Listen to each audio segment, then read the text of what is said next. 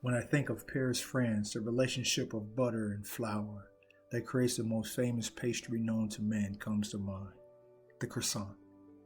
The croissant illustrates the importance of a good balanced relationship.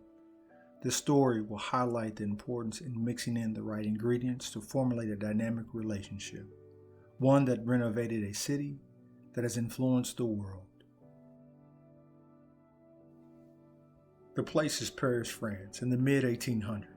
Charles Louis Napoleon Bonaparte, or simply Napoleon III, plays the role of the visionary. George Eugene Haussmann, or Baron Haussmann, plays the role of the dedicated planner. The visionary.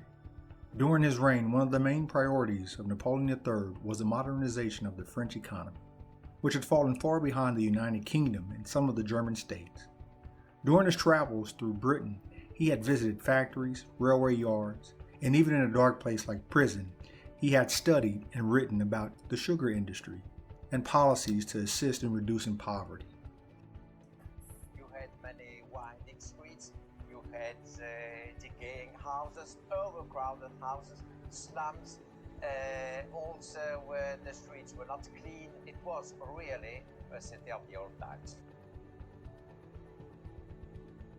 Napoleon III had a passion for political economics, and the resources that would illuminate his vision resided in the economic structure of the government. Although he did not believe that the answers and resolutions required to move France forward fell on the government's shoulders, more so, he knew there was a needed relationship between the public, industry, and the government to bring forth a new France.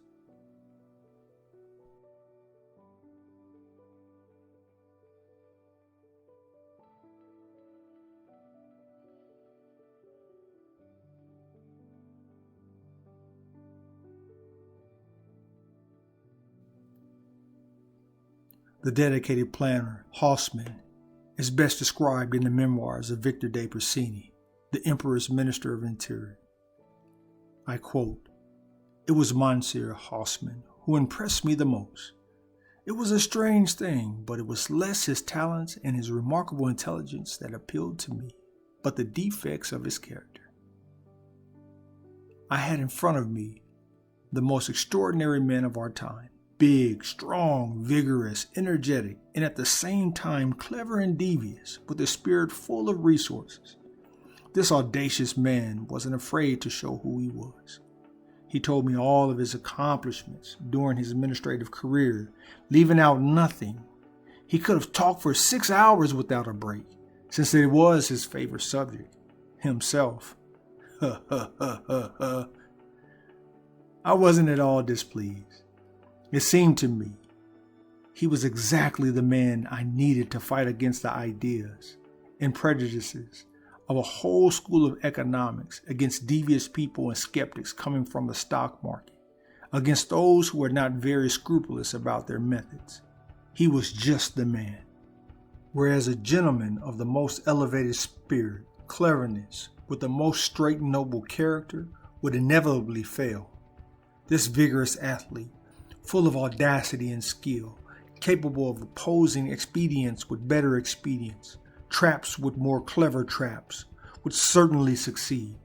I told him about the Paris works and offered to put him in charge." End quote. Napoleon III and Haussmann launched a series of enormous public work projects in Paris, hiring tens of thousands of workers. They improved the traffic circulation of the city. The emperor outlined his vision for the capital. Hectares of mostly medieval buildings would be demolished, allowing long, straight, broad avenues to cut through the city. There would be public parks, spaces, theaters, and schools, retail stores. The projects would also improve sanitation with an aqueduct to bring clean water and better sewers to prevent outbreaks of disease such as cholera. The connection with the visionary and the dedicated planner has proved for centuries that relationships can build monumental things that can change the world.